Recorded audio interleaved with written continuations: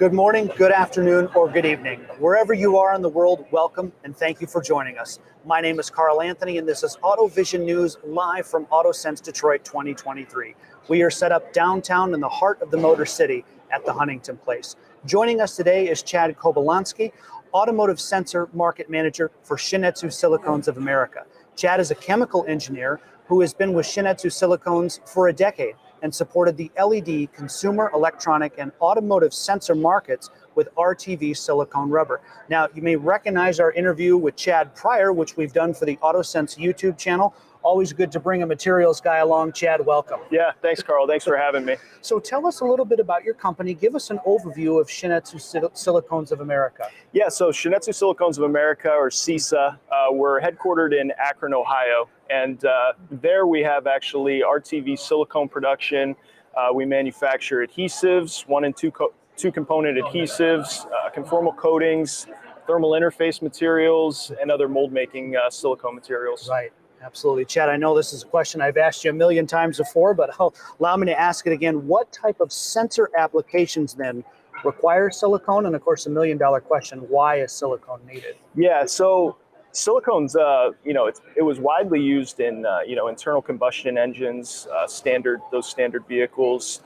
Now that we're moving more towards, hybrids and EVs, the electric vehicle markets, these high temperature applications really require silicone. Right. Silicone, the material, is actually being looked for more material support and to lead the material, for designs because of the siloxane bond in the silicone. So it's an inorganic material. Compared to other organic materials like epoxies and acrylics, it has higher temperature resistance, better chemical resistance. Hot and cold testing. It can really pass a lot of these automotive reliability tests that are required in the market. Right. And then, outside, the vehicle with all these different sensors, cameras, LiDAR, radar, a lot of these are, generating a ton of heat. They're sending out they need thermal dissipation, heat dissipation. Yes. They also need, we're getting more requirements for gas and moisture permeability, barrier properties. So there's a lot of, those key characteristics of silicone that are really helping the long-term reliability of sensors. Right. Chad, with the specific silicone materials, are there specific materials then that are supporting the automotive sensor and EV markets? Just diving a little deeper into what you were talking about. Yeah, so we've kind of tried to target a few different product categories. So one is adhesives. Sure. So we've actually been developing more, the request from the market is, something that doesn't require a high temperature cure.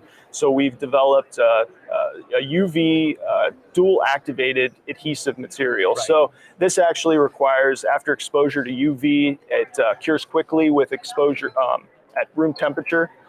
So that material will cure with very low heat.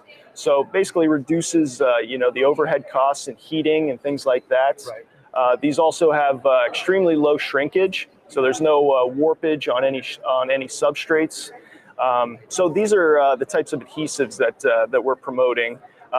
The second type of material is, our potting and encapsulants. Okay. So one of the major questions on the market and things we need to help support is gas and moisture permeability rates. Okay. So our silicone encapsulants, they actually have high gas barrier and moisture barrier properties. Okay. So we're protecting the chips and other sensitive components against moisture and other harsh environments. Right. And then the last kind of material segment is thermal interface materials. So again, the sensors and chips, they're generating a ton of heat, and we need the proper way of dissipating the heat by thermally conductive gap fillers. Dispensable side, grease material and pre-cured gels, also some potting encapsulant, thermally conductive encapsulants there. And then on the cured rubber side, we have soft and hard TIM pads and phase change materials. Right. So basically all these different TIM materials are just, they're being applied between the heat sinks and cooling plates and in between the chips to take away and fill the voids and gaps as best we can. So we think, and we're seeing, these changes in material can really improve and improve the long-term reliability of these devices.